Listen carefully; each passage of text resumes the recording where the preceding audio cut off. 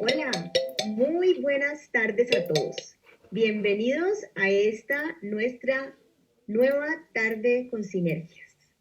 Hoy tenemos nuevamente a un invitado que nos ha estado acompañando durante estas semanas con muchos temas que tienen que ver con finanzas, con flujos de caja, con cuidados, en todo lo que tiene que ver con nuestro manejo, no solamente en esta época de pandemia, sino en lo que significa cuidar a nuestra empresa.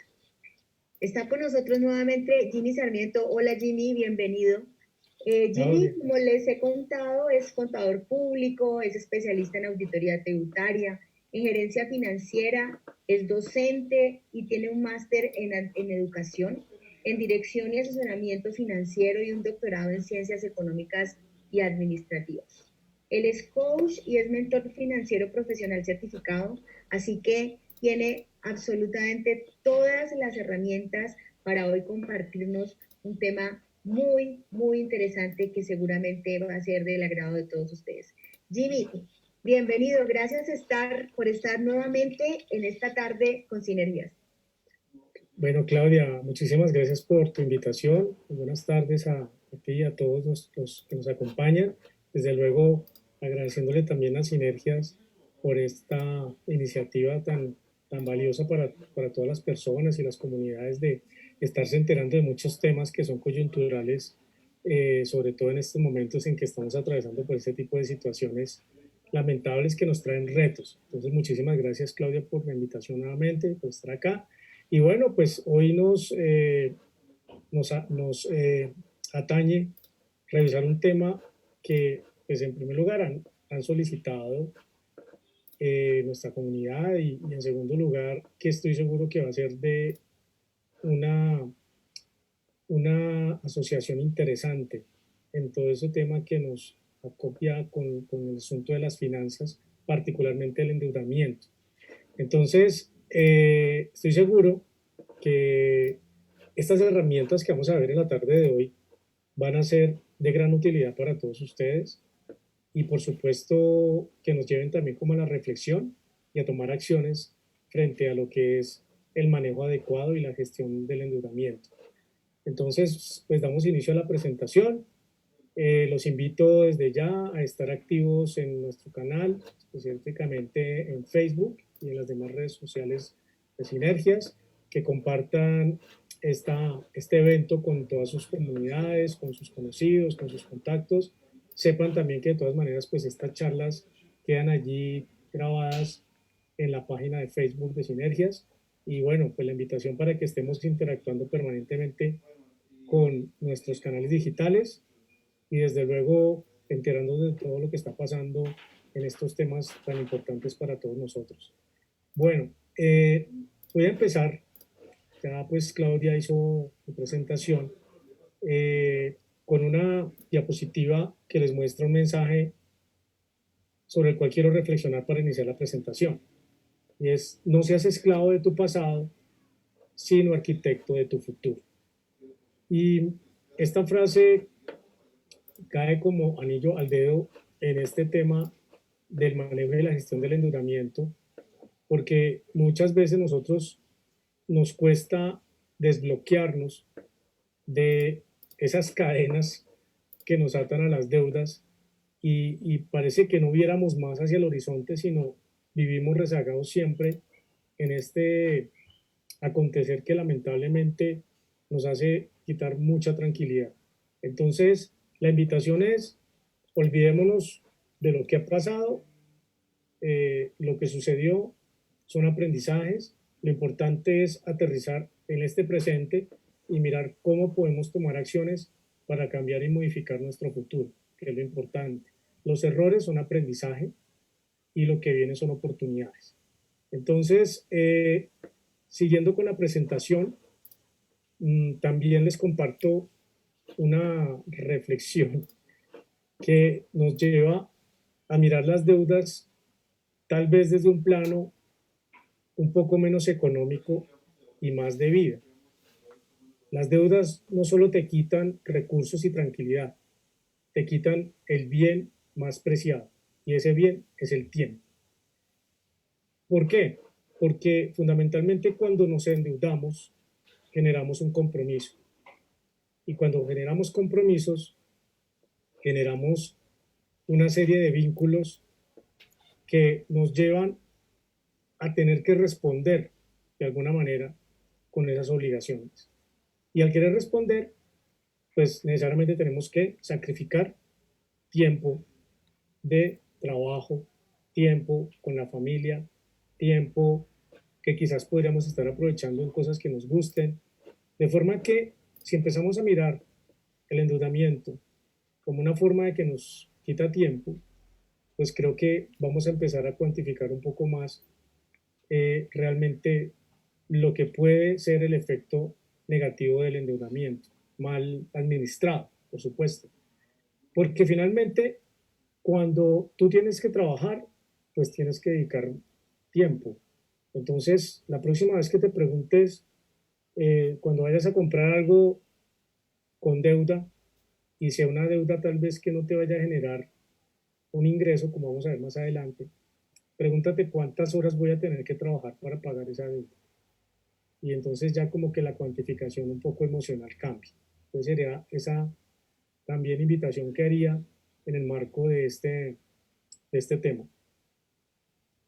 Luego quise traerles acá unas noticias que nos contextualizan un poco lo que es el tema del endeudamiento en Colombia, lamentablemente. Quisiéramos que fuera diferente, pero desafortunadamente estamos en un contexto donde hemos tenido una escasa cultura financiera. Lamentablemente, pues Colombia ocupa los últimos lugares en educación financiera, por lo menos en lo que es las pruebas de PISA. Y por otro lado, nuestra cultura financiera nos lleva a consumir mucho y sobre todo a consumir con deuda. Entonces, pues ciertas noticias no son de pronto extrañas en este contexto que les comento. Por ejemplo, que los colombianos se endeudan mucho y gastan más de lo que ganan. Y creo que por ahí empieza el tema de la deuda. Y la ecuación es muy sencilla. Si tú ganas 2 millones de pesos y te gastas 3 millones de pesos, pues fácilmente y lógicamente vas a entrar en un endeudamiento. Entonces, hay otra serie de circunstancias, como por ejemplo, en la diapositiva que ven luego, uno de los grandes organismos en Colombia, como es ANIF, se alerta por los endeudamientos de los colombianos. Siempre, por lo menos en los últimos años, se ha notado un incremento del endeudamiento de los colombianos y sobre todo en deudas más de consumo que para inversión, o digámoslo para generar capital de trabajo o para tener aplicación en nuestros negocios. Entonces, este es algo que viene aconteciendo en los últimos años en Colombia, como les decía, y aquí también vale la pena señalar que lastimosamente el hecho de que no tengamos esa buena educación financiera nos hace caer fácilmente en ese tipo de deudas. Vamos a tocar algunos de los aspectos más adelante. Otra noticia importante, los créditos de consumo ocupan el 66% de las deudas totales de los hogares colombianos.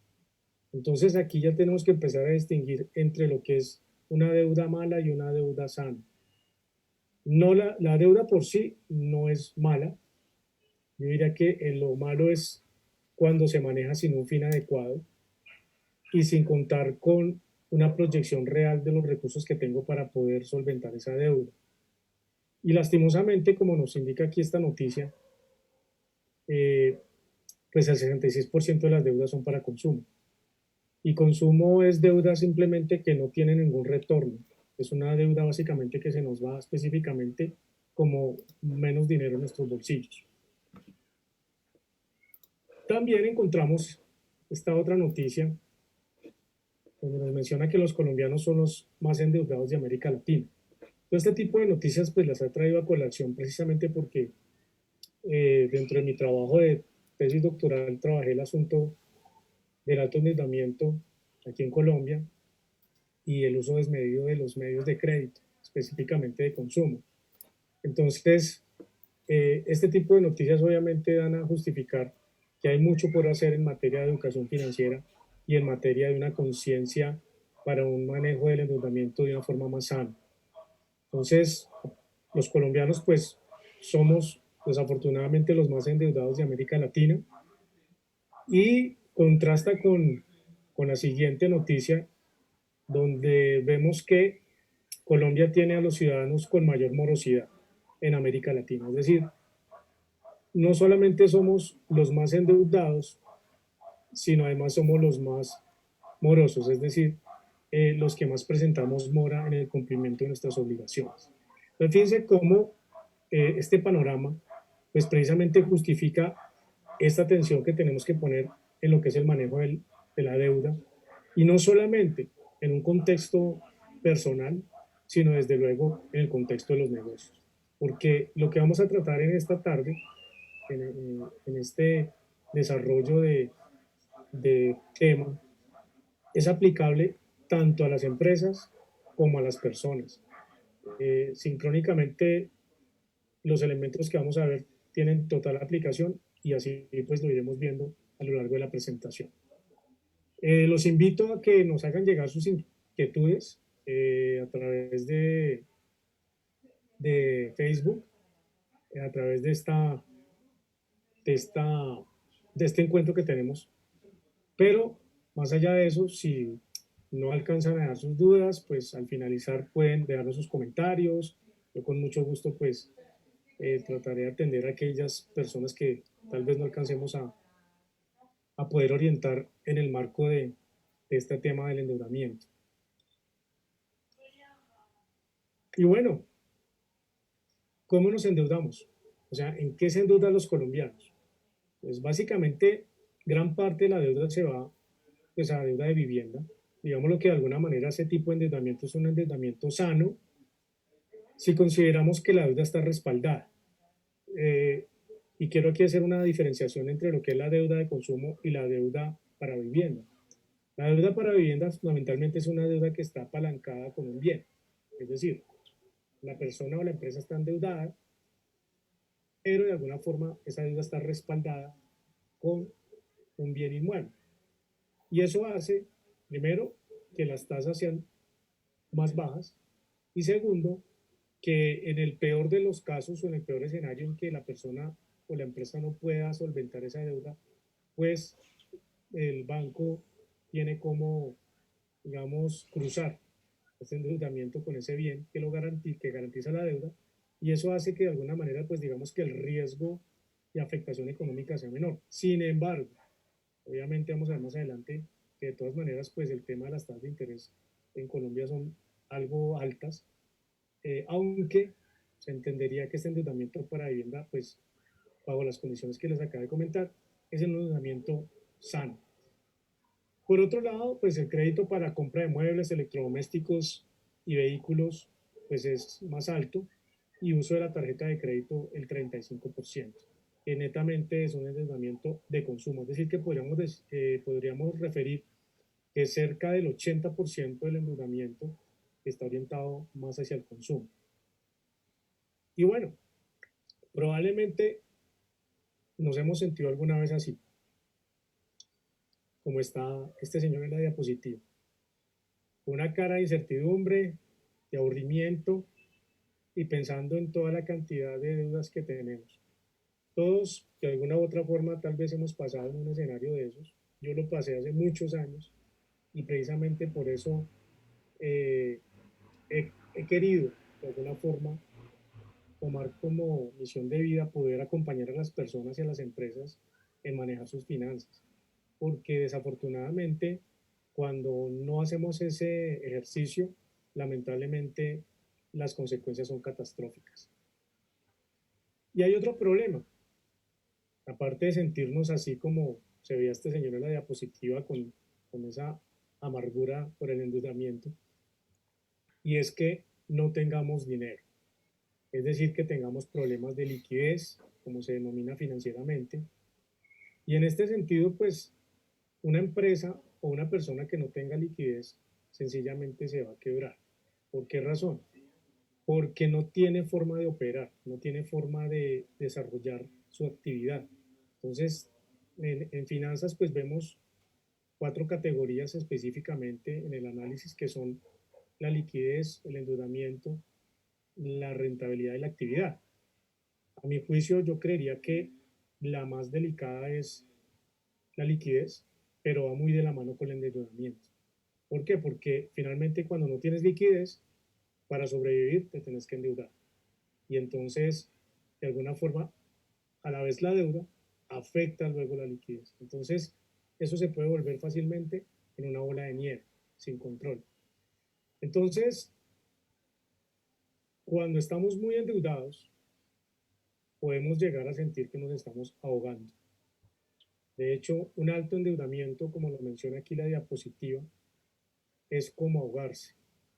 Y ese ahogarse implica como que no puedo respirar, como que me llega el ingreso, pero no lo siento porque el ingreso llega y al otro día ya pagué todo lo que debía y no tengo cómo sobrevivir los días que vienen, entonces me tengo que endeudar más. Y como les decía anteriormente, esto se va a volver una bola de nieve. Y yo les pondría aquí un signo de alarma importante. Cuando ustedes tengan que endeudarse para cubrir otra deuda, yo diría que el botoncito ya está en rojo. Es decir, estamos con un signo de alarma que nos va a indicar que fácilmente puedes llegar a un estado de quiebra económica. ¿Por qué razón? Porque cuando tú sacas, por ejemplo, de la tarjeta de crédito A, haces un avance para cubrir el pago de la tarjeta de crédito B, o sacas del crédito rotativo para pagar la tarjeta de crédito, lo que estás haciendo es endeudarte más para pagar otra deuda. Y en las ecuaciones que hacemos nosotros, o más bien en los cálculos que hacemos en los ejercicios de las deudas, pues la mayoría del valor de la cuota, sobre todo en los primeros meses, no va con cargo al capital, sino con cargo a los intereses. Es decir, básicamente estamos pagando un 60-70% de intereses en las primeras cuotas, dependiendo obviamente de cierto tipo de variables del crédito. Pero normalmente la mayor parte de las primeras cuotas se van a intereses. Entonces, por eso vemos que el crédito no baja, no baja. Entonces, la gente, pero es que estoy pagando y estoy pagando y yo veo que el saldo no baja. Claro, no baja porque la mayoría te lo están aplicando es al abono de capital de la deuda y perdón, al abono de intereses y no al capital de la deuda. Entonces, obviamente, si tú te endeudas, por otro lado, para cubrir, pues vas a entrar a un estado de sobreendeudamiento, como se denomina. Y bueno, entonces, ¿qué hacemos para solventar esa situación y para salir de ese ahogo en que estamos, en ese mar de deudas? Bueno, pues para eso existen los salvavidas. Y esperaría yo que esto que les voy a comentar en el resto de la presentación, pues sea un salvavidas de alguna manera, para que por lo menos tomando acciones podamos salir a flote o puedan salir a flote de esas situaciones que de pronto los están preocupando en este momento con sus deudas. Más aún ahora, pues que estamos lamentablemente en una situación donde por el confinamiento y todo este asunto del coronavirus, pues hemos tenido que dejar de percibir ingresos y hemos tenido que financiarnos tal vez para poder solventar esa falta de dinero que ha generado el que no podamos trabajar o que nuestros ingresos hayan bajado o en muchas ocasiones pues que hayamos perdido el empleo, como ha sucedido en las últimas semanas, donde el desempleo en Colombia ha subido dramáticamente. Entonces, voy a tratar de darles ese tipo de salvavidas eh, en espera de que podamos tal vez o puedan tomar uno de ellos y ver una luz al final del camino. Entonces, ¿esto qué implica?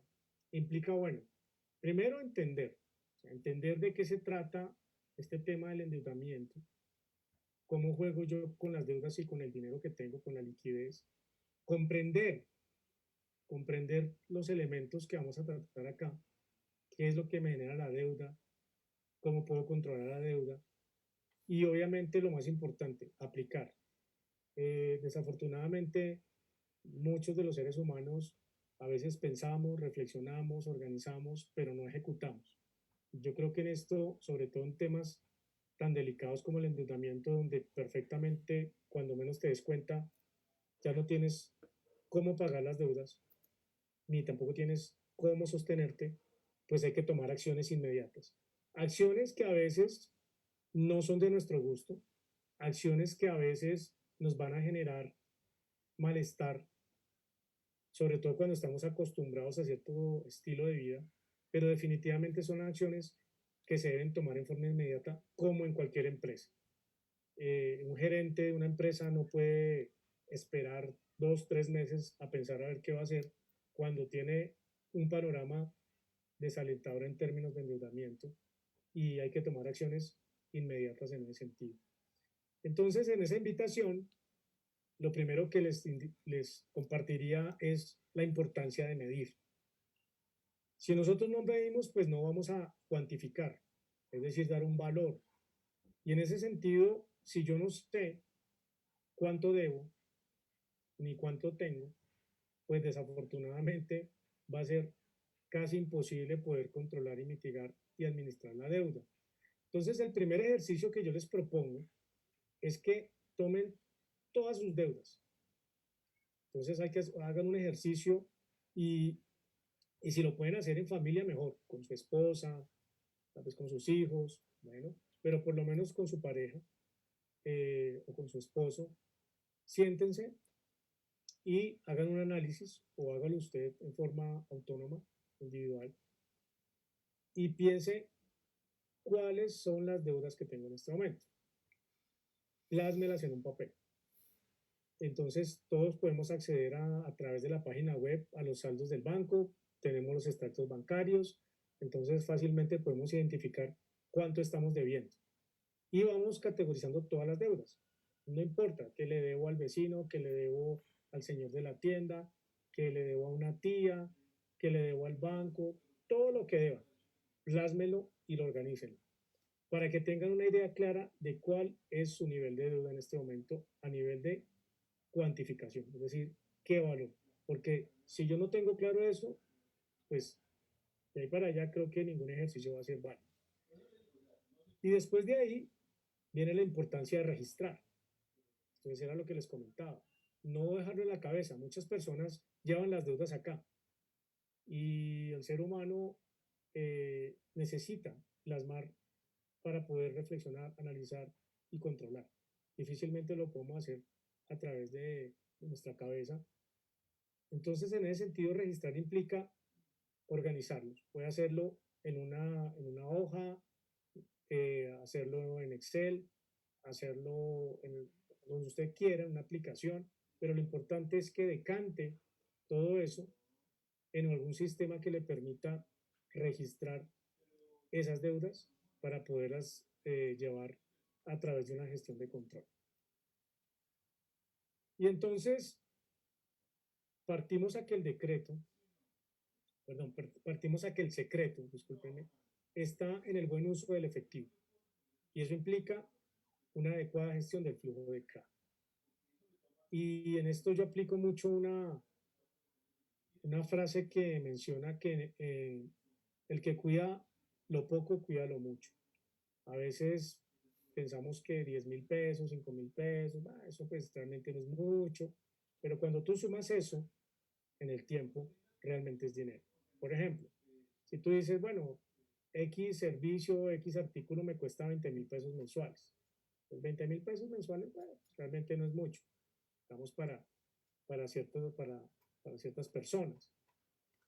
Pero si tú coges 20.000 pesos y lo multiplicas por 12 meses, pues son 240.000 pesos. Tú con 240.000 pesos puedes comprarte un par de zapatos, 2 pares de zapatos, un vestido, hacer un mercado, bueno, qué sé yo. Es decir, el dinero, así sea poco, en el tiempo suma. De forma que esta recomendación es cuidemos mucho la caja, cuidemos mucho el efectivo. Y ya con estos elementos, donde hemos identificado cuáles son nuestras deudas, qué tenemos, adicionalmente. Es decir, en términos de recursos económicos, bienes, propiedades, ¿qué tienes? Un apartamento, tengo el vehículo, tengo unos muebles, los quieres cuantificar, computador, bueno, lo que tú creas que podría ser de alguna forma comercializable, ¿cierto? Eh, Eso hace parte de lo que llamamos contablemente nuestro activo, son nuestros recursos. Y ese es importante porque al contrastarlo con la deuda, pues vamos a ver qué tanto de lo que tenemos está comprometido con la deuda. Me explico. Si tú tienes una casa que te vale 100 millones de pesos y estás debiendo 80 millones de pesos, pues realmente el 80% está comprometida con deuda. Es decir, tú no tienes la casa, tú no eres dueño de la casa. El dueño de la casa es el banco en ese momento. Eh, y la idea es precisamente que tú bajes ese nivel de compromiso. Entonces es importante hacer ese ejercicio de un balance. Ahí tú tienes los recursos, las deudas y, bueno, lo que quede ahí se entendería que es el patrimonio, es decir, aquello que queda neto después de restarle a tus recursos las deudas. Es decir, si tú tienes unos recursos de 100 millones de pesos y debes 60 millones de pesos, tu patrimonio neto son 40 millones, que diríamos que es con lo que tú puedes contar realmente. Importante, desde luego, identificar los ingresos netos. Y esto es importante. Eh, Ese término neto es lo que te queda. Porque muchas veces, por ejemplo, tú percibes 2 millones de pesos de salario, pero te descuentan la seguridad social, te descuentan, por ejemplo, no sé, la afiliación a X administración, lo que sea, y te llega el millón seiscientos. Entonces no podemos asumir un ingreso de 2 millones cuando estás recibiendo 1.600.000. Esa es la diferencia entre un ingreso bruto y un ingreso neto. El ingreso neto es aquel ingreso al que ya le restas esas deducciones que te hacen, digámoslo así, por derecho. Eh, y esto pues te va a permitir también contrastar mi nivel de ingreso con lo que vamos a ahora, que es la relación de los gastos recurrentes, que es lo que está en la siguiente diapositiva. Eh, Este tema de los gastos, muchas veces me preguntan, bueno, ¿qué es mejor, generar ingresos o disminuir gastos? Yo diría que sustancialmente, ¿qué es lo primero que tú puedes hacer? Yo diría que lo primero que uno puede hacer es disminuir gastos. Como cuando tú llegas a una empresa y una empresa está muy endeudada.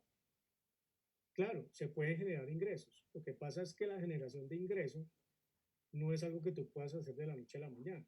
La generación de ingreso conlleva a identificar actividades, oportunidades, etcétera, que las puedes ir organizando en un mediano o largo plazo, a veces en un corto plazo. Pero realmente el control inmediato lo podemos tomar sobre los gastos, de forma que el relacionar los gastos nos permite identificar en dónde estamos gastando más. Y esto aplica tanto para las empresas como para las personas, como les decía anteriormente. En ese sentido, cuando uno identifica en qué está gastando más, pues obviamente es donde tiene que tomar las medidas más restrictivas. Pues, por ejemplo, si tú identificas que la empresa está gastando más en, supongamos, en temas de mantenimiento, habrá que revisar por qué se está gastando tanto en mantenimiento. ¿Será que sí es realmente justo ese mantenimiento que estamos haciendo? A nivel personal, si estoy gastando demasiado en restaurantes, o sea, la salida los fines de semana y con la familia, entonces, bueno, analicemos hasta qué punto realmente podemos ahorrar si en lugar de tal vez cada 8 días estar saliendo a almuerzos por fuera de la casa, podemos hacer nuestro almuerzo en la casa. Entonces son decisiones que a uno tomando, pero depende de ese registro que tú tienes de los gastos. Sin registrar los gastos, también difícilmente vas a poder tomar un control del tema. Y obviamente hacer un presupuesto. Y en esto quiero enmarcar algo importante. Ese presupuesto no es solamente lo que tú ganas y gastas hoy, que fue lo que vimos anteriormente.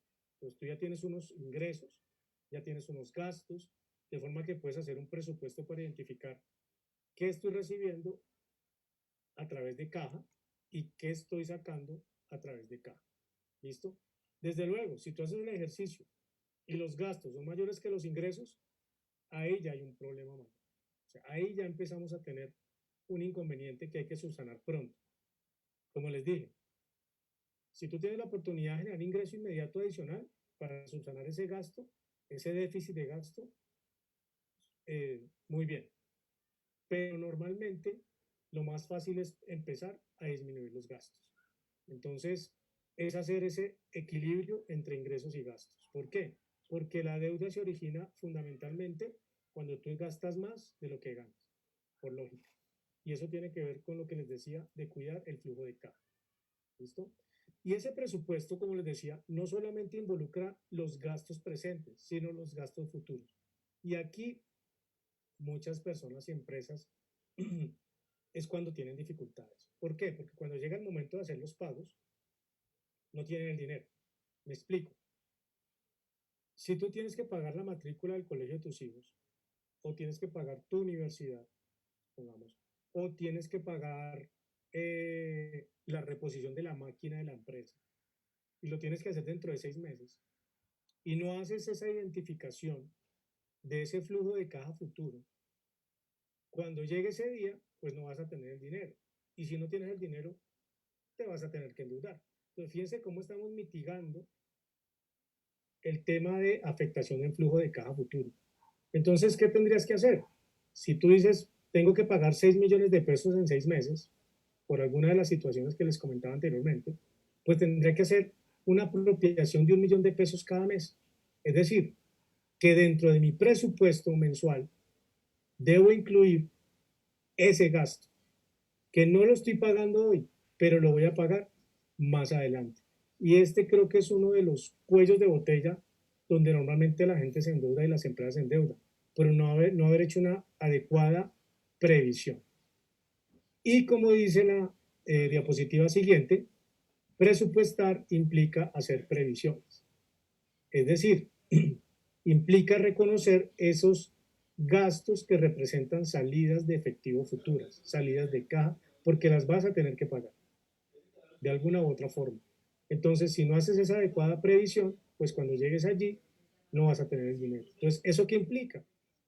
Que si tú habías presupuestado gastos, ejemplo, de 3 millones de pesos mensuales, con vivienda, arrendamiento, colegios, alimentación, transporte, etcétera.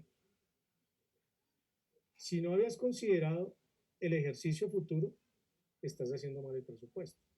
Entonces, cuando tú sumas lo que vas a tener que pagar en el futuro, el seguro del carro, el mantenimiento del carro, el pago de la matrícula, eh, bueno, cualquier tipo de erogación futura que vayas a tener, debe ser incorporada allí. Entonces ya tus gastos no van a ser 3 millones, probablemente van a ser 5 millones. Y si tú estás tranquilo porque te estás ganando 3 y tienes 3, ingreso 3 y gasto 3, si no has considerado esa previsión de salida futura, pues ahí ya se va a descompensar. En ese momento tienes un gasto mayor que tu ingreso. Importante, clave, tip, que tengan en cuenta siempre las salidas de cada futuras, porque muy pocas veces las tenemos en cuenta. Y la idea es lograr un equilibrio sostenido, es decir, que mis ingresos sean iguales a mis gastos, por lo menos, por lo menos.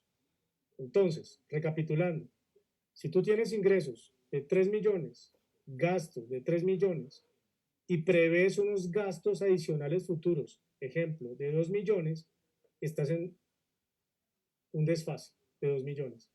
Es decir, que en ese momento el equilibrio no se da y tendrías que pensar en generar 2 millones más de ingresos o en reducir 2 millones de gastos para tener el equilibrio.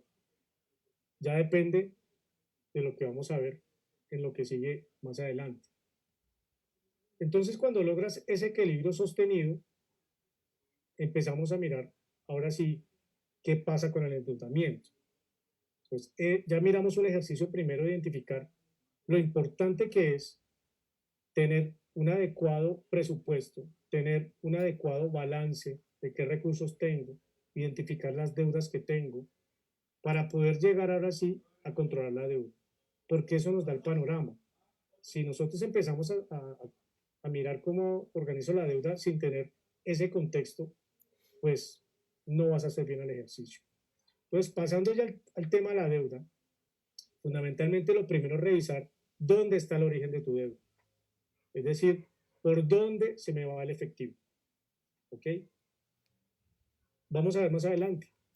Pues puede ser por compras excesivas de cosas que no necesitas, puede ser porque tienes un endeudamiento muy alto y se está yendo efectivo de allí, puede ser porque te estás endeudando precisamente para pagar otras deudas o te estás endeudando para comprar cosas que de pronto piensas que te van a servir pero que realmente no le sacas provecho, bueno, qué sé yo. Lo importante es identificar por qué estás endeudado. Ese es un ejercicio que hay que hacer muy personal. ¿Por qué estamos endeudados? Y en este sentido, la siguiente pregunta sería, ¿en qué estoy consumiendo? ¿En qué estoy consumiendo? Ahora, ¿cómo puedo hacer ese ejercicio? Volvemos a diapositivas anteriores, necesariamente llevando un registro de tus gastos. Si tú no llevas un registro de tus gastos, no vas a saber en qué estás consumiendo. De ahí la importancia de tener una contabilidad personal. Sencilla, no se requiere tener ningún programa, ni se requiere contratar a una persona especializada. Tú puedes simplemente registrar todo lo que estás gastando a diario. Es un ejercicio que deberíamos hacer todos. Las empresas lo hacen. Todos los días llevar un registro de lo que nos gastamos. Cuánto me gasté en transporte, cuánto me gasté en el almuerzo, cuánto me gasté. Y al hacer ese registro, tú puedes empezar a tener ese control de en qué estás consumiendo. Y viene otra pregunta. Entonces, cuando yo ya tengo claro cuánto estoy consumiendo y en qué estoy consumiendo, entonces la pregunta sería, de eso que tú estás consumiendo, ¿cuáles son necesidades? ¿Cuáles son necesidades? Entendamos necesidades como aquello que es apremiante para ti. Obviamente, la alimentación, la vivienda, el transporte, salud, eh, obviamente recreación, porque tienes que gastar también en tu salud, en tu esparcimiento sano, pero fundamentalmente voy escalando cuáles son mis necesidades fundamentales, fundamentales, ¿de acuerdo? Para distinguir lo que es una necesidad de los deseos, porque entonces iríamos a reflexionar si estás consumiendo son deseos. Yo siempre les aconsejo hacer un filtro, a mí me preguntan, ¿cómo identifico? Me dicen, Jimmy, ¿cómo identifico si esto es una necesidad o un deseo? Entonces yo les doy un consejo y es, mira, cuando tú quieras comprarte algo, pásalo por el filtro de los 3 meses. Si en los próximos 3 meses no necesitaste eso que querías comprar, es porque era por deseo, no por necesidad. Ahora, esto no quiere decir, porque la gente no, entonces nunca me puede dar un gusto, entonces si me quiero cambiar el celular, no, porque entonces si me quiero comprar el último computador, nunca lo voy a poder. No, claro, o sea, las personas se pueden dar gustos, las empresas se pueden dar gustos, pero cuando tienen la liquidez para poderlo hacer, pero no darse gusto cuando tú no tienes el dinero para hacerlo. Es que ese es el negocio. Si tú quieres comprarte el último celular y lo tienes proyectado, qué bueno. Dentro de tus gastos de apropiación, haz un ahorro para comprar. Pero no compres cosas con dinero que no es tuyo, si no las necesitas. Entonces, este es un ejercicio importante que tiene que ver mucho además con el tema de la emoción, de la psicología. Si estás comprando por necesidad o estás comprando por deseo. Entonces, hagan ese filtro. Cuando ustedes quieren comprar algo, digan, bueno, voy a esperar 3 meses. Si en los 3 meses definitivamente no, eso te marcó, lo necesitabas, lo compraste. Pero pasados los 3 meses, si pudiste vivir sin eso que querías comprar, es porque tal vez no era una necesidad, sino un deseo. Y otro importantísimo, los gastos hormiga. Entonces, los gastos hormiga son esos gastos pequeñitos que no percibimos. El cafecito que nos tomamos todos los días después del almuerzo, la invitación de la empanadita que le hago a mi compañero de la oficina, el heladito, el postre que me antojé en la tarde. O sea, todos esos pequeños gastos suman bastante. Y créanme que suman. Si no me creen, hagan el ejercicio. Cojan y registren, porque además es parte del ejercicio que les propongo, registren todo lo que se gasta. Y cuando usted se vaya a dar cuenta, probablemente se ha gastado 400.000 o 500.000 pesos solamente en gastos hormiga. Entonces, ¿cómo manejo los gastos hormiga? Con un presupuesto. Entonces tú dices, ¿cuánto me voy a asignar para ese tipo de gastos? 200.000 pesos, ejemplo, al mes. Entonces yo sé que tengo 200.000 pesos en mi bolsillo solamente para esos gastos. Cuando se me acaben los 200.000, como en un presupuesto de una empresa, ya no se puede gastar más. Así se maneja el presupuesto de una empresa. O haces una adición presupuestal, si tienes el dinero, o haces un traslado presupuestal, y si no se puede, pues nada, no puedes gastar más. Esto implica ser disciplinados. Y lo otro interesante e importante es identificar qué tipo de deuda tengo. Como les decía al comienzo de la presentación, hay una deuda sana y una deuda mala. ¿Qué entenderíamos que es deuda buena? Aquella deuda que tiene una finalidad de crecimiento económico. Por ejemplo, si tú compras para invertir en un apartamento que vas a arrendar, si tú estás comprando para montar una empresa, si te estás endeudando para montar una empresa, si te estás endeudando, obviamente, haciendo el paréntesis, pues que hiciste la evaluación y la empresa es viable, y ya le hiciste el estudio y pues tiene buena prospección, ¿no? O si tú te endeudaste para comprar tu casa, ¿sí? O para comprar carro, ahí es donde yo empiezo a medir qué tipo de deuda tengo. Y si es una deuda que te va a generar un desarrollo económico, chévere. Pero si es una deuda que lo que me va a generar es más gastos o es una deuda de la cual no voy a tener un beneficio, plantéase si realmente esa deuda se justifica. Eso implica diferenciar la deuda buena de la deuda mala. Y en este sentido también algo supremamente importante, ¿cuál es el costo real de tu deuda? ¿Por qué razón? Porque muchas veces hacemos la comparación de los créditos, pues la tasa de interés. Y resulta que, ¿qué te afecta al efectivo? ¿La tasa de interés o la cuota? ¿A qué voy? Tú puedes conseguir una entidad financiera que te da el préstamo al 5% y otra te lo da al 6%. A priori tú dices, no, la del 5%, la tasa de interés es más bajita.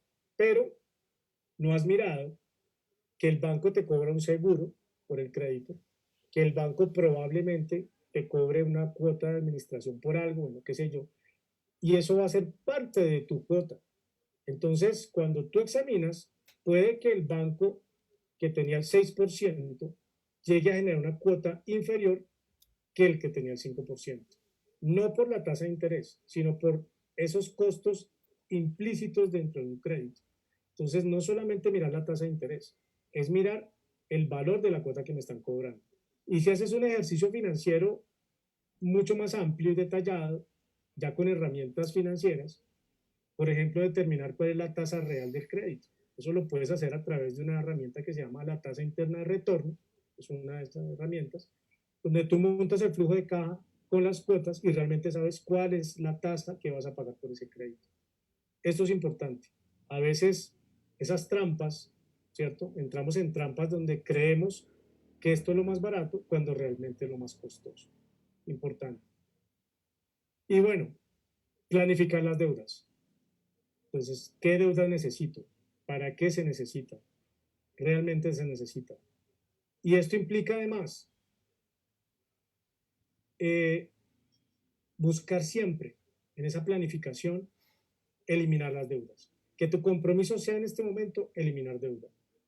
Si hay algo que tú quieres, no tienes el dinero, no te endeudes más.